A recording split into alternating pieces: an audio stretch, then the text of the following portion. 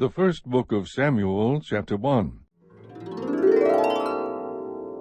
Now there was a certain man from Ramathaim Zophim, from the hill country of Ephraim, and his name was Elkanah, the son of Jeroham, the son of Elihu, the son of Tohu, the son of Zuph, an Ephraimite. He had 2 wives. The name of one was Hannah, and the name of the other Peninnah. And Peninnah had children, but Hannah had no children. Now this man would go up from his city yearly to worship and to sacrifice to the Lord of hosts in Shiloh. And the 2 sons of Eli, Hophni and Phinehas, were priests to the Lord there. When the day came that Elkanah sacrificed, he would give portions to Peninnah his wife, and to all her sons and her daughters. But to Hannah he would give a double portion, for he loved Hannah, but the Lord had closed her womb. Her rival, however, would provoke her bitterly to irritate her, because the Lord had closed her womb.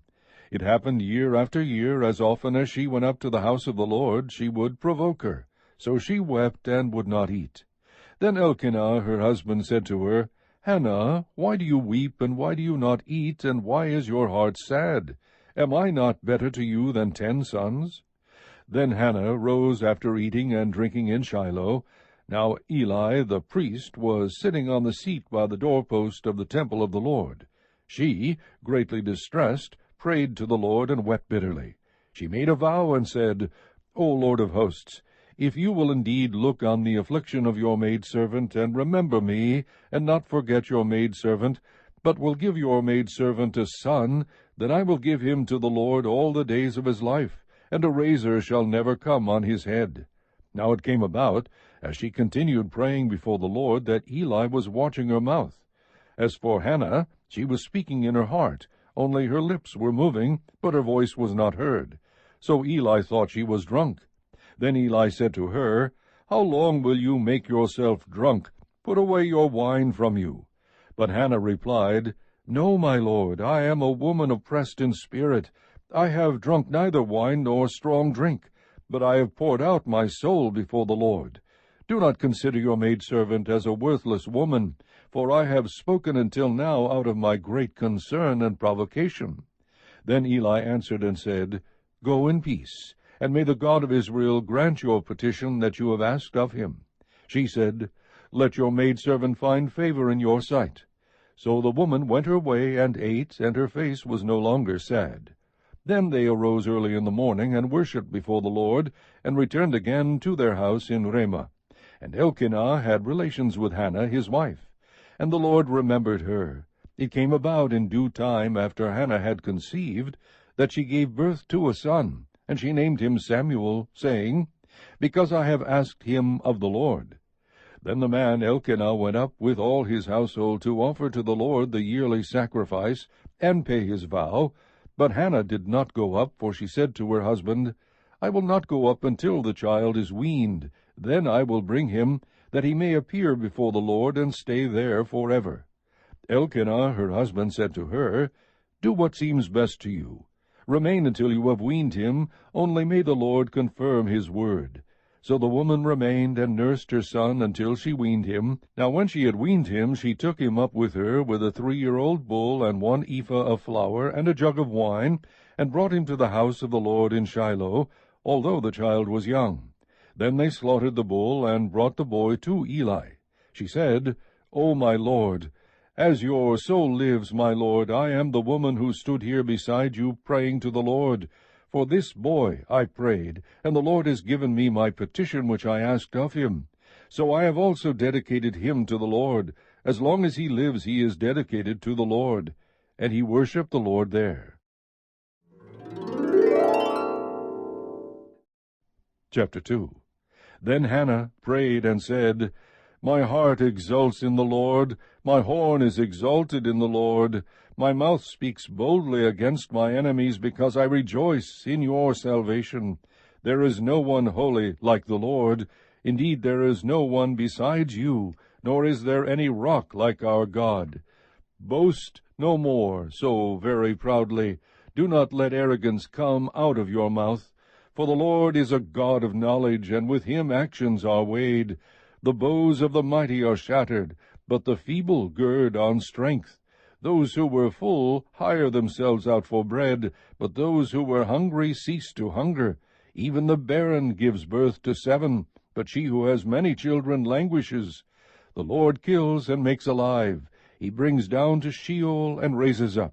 The Lord makes poor and rich. He brings low. He also exalts. He raises the poor from the dust. He lifts the needy from the ash heap, to make them sit with nobles, and inherit a seat of honor. For the pillars of the earth are the Lord's, and he set the world on them. He keeps the feet of his godly ones, but the wicked ones are silenced in darkness. For not by might shall a man prevail. Those who contend with the Lord will be shattered. Against them he will thunder in the heavens. The Lord will judge the ends of the earth, and he will give strength to his king, and will exalt the horn of his anointed. Then Elkanah went to his home at Ramah. But the boy ministered to the Lord before Eli the priest. Now the sons of Eli were worthless men. They did not know the Lord, and the custom of the priests with the people. When any man was offering a sacrifice, the priest's servant would come while the meat was boiling, with a 3-pronged fork in his hand. Then he would thrust it into the pan, or kettle, or cauldron, or pot. All that the fork brought up the priest would take for himself. Thus they did in Shiloh to all the Israelites who came there. Also, before they burned the fat, the priest's servant would come and say to the man who was sacrificing, "Give the priest meat for roasting, as he will not take boiled meat from you, only raw." If the man said to him, "They must surely burn the fat first, and then take as much as you desire," then he would say, "No, but you shall give it to me now, and if not, I will take it by force." Thus the sin of the young men was very great before the Lord, for the men despised the offering of the Lord. Now Samuel was ministering before the Lord as a boy, wearing a linen ephod, and his mother would make him a little robe and bring it to him from year to year, when she would come up with her husband to offer the yearly sacrifice. Then Eli would bless Elkanah and his wife, and say, "May the Lord give you children from this woman in place of the one she dedicated to the Lord." And they went to their own home. The Lord visited Hannah, and she conceived and gave birth to 3 sons and 2 daughters, and the boy Samuel grew before the Lord. Now Eli was very old, and he heard all that his sons were doing to all Israel, and how they lay with the women who served at the doorway of the tent of meeting. He said to them, "Why do you do such things, the evil things that I hear from all these people? No, my sons, for the report is not good which I hear the Lord's people circulating. If one man sins against another, God will mediate for him. But if a man sins against the Lord, who can intercede for him?" But they would not listen to the voice of their father, for the Lord desired to put them to death. Now the boy Samuel was growing in stature and in favor, both with the Lord and with men. Then a man of God came to Eli and said to him, "Thus says the Lord, did I not indeed reveal myself to the house of your father when they were in Egypt, in bondage to Pharaoh's house? Did I not choose them from all the tribes of Israel to be my priests, to go up to my altar, to burn incense, to carry an ephod before me? And did I not give to the house of your father all the fire offerings of the sons of Israel? Why do you kick at my sacrifice and at my offering which I have commanded in my dwelling, and honor your sons above me, by making yourselves fat with the choicest of every offering of my people Israel?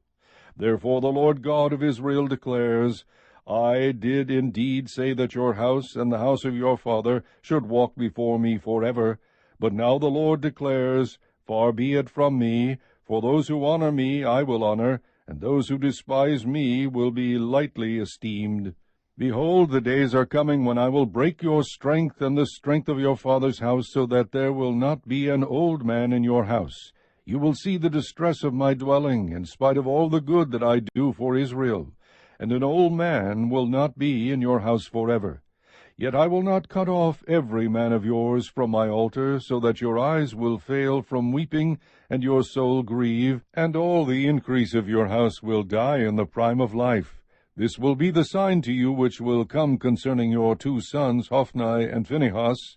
On the same day both of them will die. But I will raise up for myself a faithful priest, who will do according to what is in my heart and in my soul. And I will build him an enduring house, and he will walk before my anointed always. Every one who is left in your house will come and bow down to him for a piece of silver or a loaf of bread, and say, Please assign me to one of the priest's offices, so that I may eat a piece of bread. Chapter 3. Now the boy Samuel was ministering to the Lord before Eli, and word from the Lord was rare in those days. Visions were infrequent. It happened at that time, as Eli was lying down in his place. Now his eyesight had begun to grow dim, and he could not see well, and the lamp of God had not yet gone out, and Samuel was lying down in the temple of the Lord, where the ark of God was, that the Lord called Samuel, and he said, Here I am. Then he ran to Eli and said, Here I am, for you called me. But he said, I did not call, lie down again. So he went and lay down. The Lord called yet again, Samuel. So Samuel arose and went to Eli and said, Here I am, for you called me. But he answered, I did not call, my son, lie down again.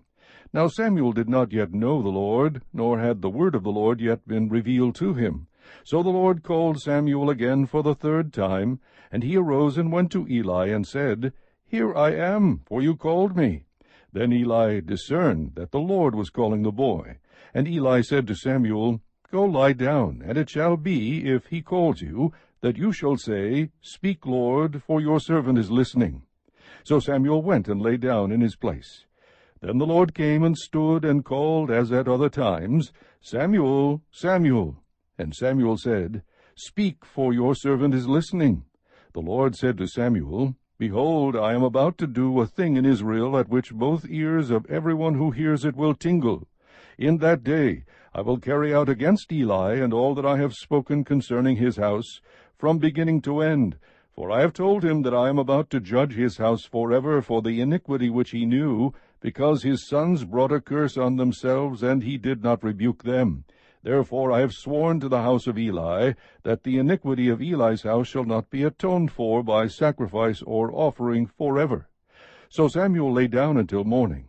Then he opened the doors of the house of the Lord, but Samuel was afraid to tell the vision to Eli. Then Eli called Samuel and said, Samuel, my son. And he said, Here I am. He said, What is the word that he spoke to you? Please do not hide it from me. May God do so to you, and more also, if you hide anything from me of all the words that he spoke to you. So Samuel told him everything, and hid nothing from him. And he said, It is the Lord, let him do what seems good to him. Thus Samuel grew, and the Lord was with him, and let none of his words fail. All Israel from Dan even to Beersheba knew that Samuel was confirmed as a prophet of the Lord. And the Lord appeared again at Shiloh, because the Lord revealed himself to Samuel at Shiloh by the word of the Lord. Chapter 4. Thus the word of Samuel came to all Israel. Now Israel went out to meet the Philistines in battle, and camped beside Ebenezer, while the Philistines camped in Aphek. The Philistines drew up in battle array to meet Israel. When the battle spread, Israel was defeated before the Philistines, who killed about 4,000 men on the battlefield.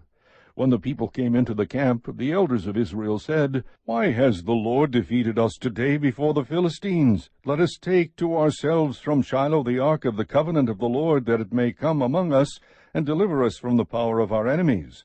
So the people sent to Shiloh, and from there they carried the ark of the covenant of the Lord of hosts, who sits above the cherubim. And the two sons of Eli, Hophni and Phinehas, were there with the ark of the covenant of God. As the ark of the covenant of the Lord came into the camp, all Israel shouted with a great shout, so that the earth resounded. When the Philistines heard the noise of the shout, they said, What does the noise of this great shout in the camp of the Hebrews mean? Then they understood that the ark of the Lord had come into the camp. The Philistines were afraid, for they said, God has come into the camp. And they said, Woe to us, for nothing like this has happened before. Woe to us! Who shall deliver us from the hand of these mighty gods? These are the gods who smote the Egyptians with all kinds of plagues in the wilderness. Take courage and be men, O Philistines, or you will become slaves to the Hebrews, as they have been slaves to you. Therefore be men and fight. So the Philistines fought, and Israel was defeated, And every man fled to his tent, and the slaughter was very great, for there fell of Israel 30,000 foot soldiers. And the ark of God was taken, and the 2 sons of Eli, Hophni and Phinehas, died. Now a man of Benjamin ran from the battle line, and came to Shiloh the same day with his clothes torn and dust on his head. When he came, behold, Eli was sitting on his seat by the road, eagerly watching, because his heart was trembling for the ark of God. So the man came to tell it in the city, and all the city cried out. When Eli heard the noise of the outcry, he said, What does the noise of this commotion mean? Then the man came hurriedly and told Eli. Now Eli was 98 years old, and his eyes were set so that he could not see.